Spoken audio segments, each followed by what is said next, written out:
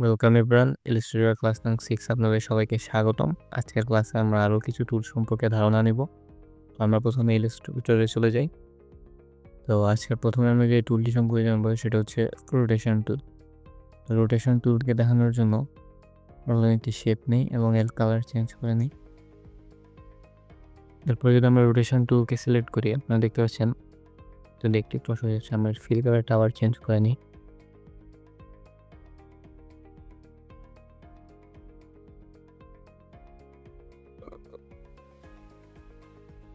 তো আমরা এটির ফিল কালার চেঞ্জ করার পরে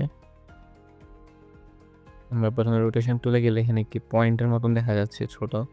আমরা চাইলে এই পয়েন্টটিকে মুভ করাতে পারবো এবং মুভ করার পরে যদি আমরা এটি ড্র্যাগ করে এর বাইরে এসে তাহলে আমরা ওই পয়েন্টের হিসেবেই আমরা আমাদের অবজেক্টটিকে রোটেট করতে পারবো।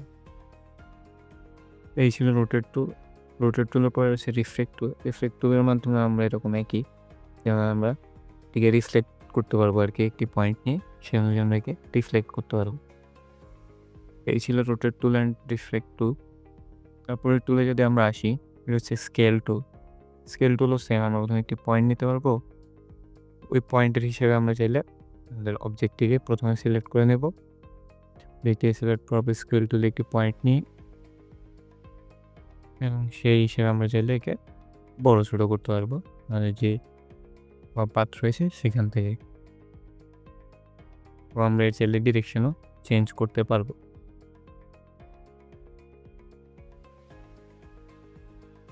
তারপরে যদি রয়েছে যে টুল, সেটি হচ্ছে শেয়ার টুল।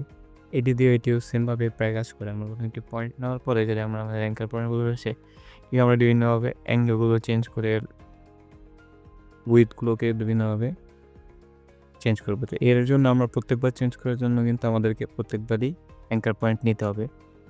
একই অ্যাঙ্কার পয়েন্টে বারবার কাজ করবে না, নতুন অ্যাঙ্কার পয়েন্ট প্রত্যেকবার নিতে হয়।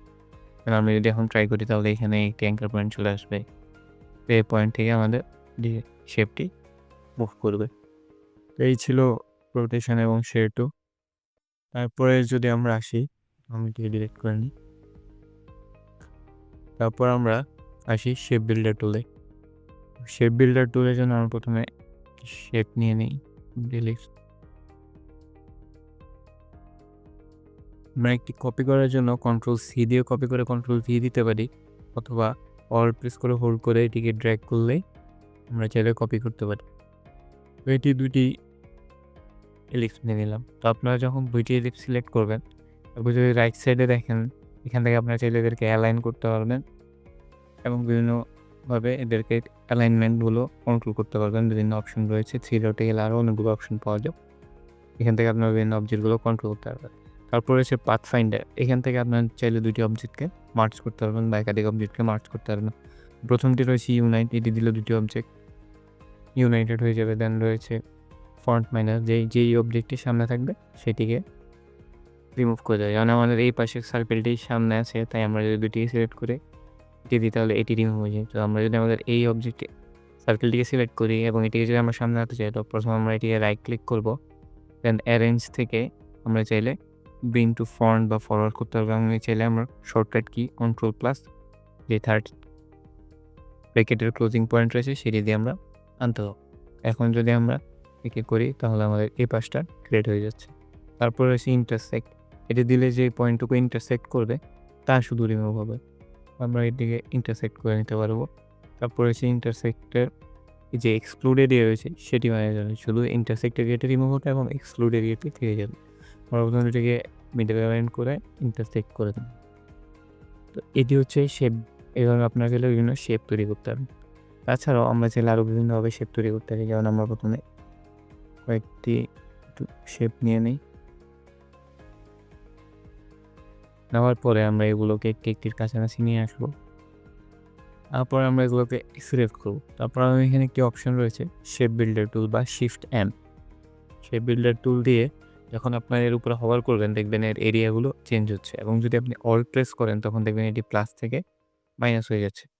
তো যদি আমরা এগুলোকে সিলেক্ট করি তাহলে এই যে এগুলো দিয়ে আমরা শেপ তৈরি করতে পারবো, এবং যদি আমরা অল প্রেস করে মাইনাস আইকনে ক্লিক করি তাহলে এরিয়াগুলো ডিলিট হয়ে যাবে এবং এটি প্লাস দিয়ে আমরা চাইলে শেপ তৈরি করতে পারবো। তো এইভাবে শেপ বিল্ডার টুল দিয়ে আমরা অনেক কমপ্লিকেটেড শেপও তৈরি করতে পারবো। তো এরপরে যে টুলটি রয়েছে সেটি হচ্ছে আমাদের উইড টুল, যার শর্টকাট হচ্ছে শিফট ডাব্লিউ। তো আমরা উইড টুল দেখার জন্য প্রথমে একটি পাথ নিয়ে নেব। তো আমরা পাথের স্ট্রোক অ্যাড করে নেব।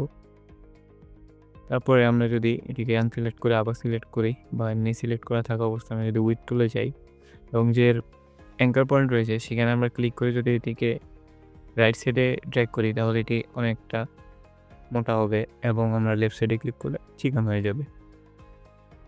আমরা চাইলে উইড টুল দিয়ে আমরা বিভিন্ন শেপের কাস্টমাইজ করতে পারবো, বিশেষ করে আমাদের যে সিঙ্গেল লাইনগুলো রয়েছে সেগুলোর। তো আমরা আরও কিছু শেপ নিয়ে নিই আমাদের পরবর্তীগুলো টুলগুলো দেখার জন্য। আমরা এখানে একটি শেপ নিয়ে নিলাম।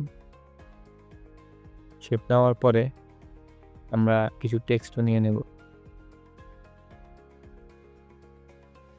তো আমরা যদি আমাদের পরবর্তী টুল দেখি সেটি হচ্ছে ওয়ার্প টুল।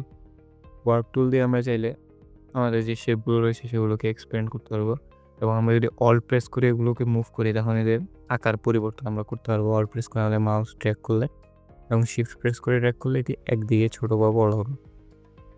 আমরা মোটামুটি এটিকে সার্কেলেই রাখার চেষ্টা করি। তো আমরা এবার ডাবল ক্লিক করেও এর অ্যালাইনমেন্ট সব কিছু সেট করতে পারবো। তো আমরা চাইলে এটিকে টেক্সটের উপরে ইউজ করার জন্য আমরা যদি টেক্সটটিকে সিলেক্ট করে আর যে টুল রয়েছে সেটি দিয়ে করি তাহলে একটি অপশান আমাদেরকে দেখছে যে টেক্সট দিয়ে আউটলাইন কাজ করবে না। টেক্সটের উপরে এটি কাজ করতেছে না কারণ এটি আউটলাইন না। তো আমরা প্রথমে এটিকে সিলেক্ট করবো, দেন আমাদের মাথায় রাইট বাটন ক্লিক করলে একটি অপশান আসবে ক্রিয়েট আউটলাইন। এখান থেকে আমরা একে আউটলাইন করে নিতে পারবো। তারপরে যদি আমরা এটিকে সিলেক্ট করে নিই দেন আমরা চাইলে একে ক্রিয়েট করতে পারবো আমাদের মতন করে। এই যে একটু অনেক সময় একটি থিম টাইপ যেগুলো আমরা দেখে থেকে এরকম তৈরি করা যায়। তো তারপরে টুল যেটি রয়েছে সেটি হচ্ছে টুয়েল টুল। এটি দিয়ে আপনারা চাইলে এরকম টুয়েল তৈরি করতে পারবেন, প্রেস করে হোল্ড করে রাখতে পারবেন অথবা ড্র্যাগও করতে পারেন এবং সেম এটিও টেক্সটের উপরে একইভাবে কাজ করে। তারপরে রয়েছে পাক্কার টুল। এরকম যে টুলগুলো রয়েছে আপনারা এগুলো দিয়ে বিভিন্ন কাজ করতে পারবেন, যেমন এটি অ্যাঙ্গেল তৈরি করতেছে কর্নার টাইপ, বিভিন্ন ব্যাকগ্রাউন্ড তৈরির ক্ষেত্রে এগুলো অনেক ভালোভাবে ইউজ করবে। বিভিন্ন অ্যাবস্ট্রাক্ট শেপ তৈরি করা যায়। এভাবে বাকিগুলো আপনারা চাইলে দেখতে পারেন, এগুলো বিভিন্নভাবে ইউজ করা যায়। আমরা এগুলোকে ডিলিট করে দিই। তারপরে যদি আমরা একটা টুল সম্পর্কে দেখি সেটি হচ্ছে পার্সপেক্টিভ গ্রিড টুল। সাধারণতই আমরা কখনো ব্যবহার করি না, এটি অনেক একটু অ্যাডভান্স কাজের জন্য ব্যবহার করা হয়। তো আপনারা যদি কখনো ভুলে এটিকে ক্লিক করে দেন তখন এটি এরকম চলে আসবে এবং অনেক চেষ্টার পরেও দেখবেন হয়তো এটা যাচ্ছে না বা এটি ডিলিট করা বা এটি সিলেক্ট হচ্ছে না। জাস্ট আপনারা হয়তো এটিকে ছোটো বড়ো করতে পারতেছেন, এই বা এর অ্যাঙ্গেলগুলো একটু নড়াচড়া করতে পারছেন। এর জন্য আপনারা যদি একে কন্ট্রোল প্রেস করে ক্লিক করেন তাহলে এটি চলে যাবে। যেমন আমরা আবার একটি পার্সপেক্টিভ গ্রিড নেই, নেওয়ার পরে যদি কন্ট্রোল প্রেস করে ক্লিক করি এখানে ক্লিক করলে এর অ্যাঙ্গেলগুলো চেঞ্জ হচ্ছে, কিন্তু মাইনাসে ক্লিক করলে এটি রিমুভ হয়ে যাচ্ছে ক্রস সেকশানে। তো এই ছিল আজকের ক্লাসের মতো। দেখা হচ্ছে পরবর্তী ক্লাসে। ধন্যবাদ সবাইকে।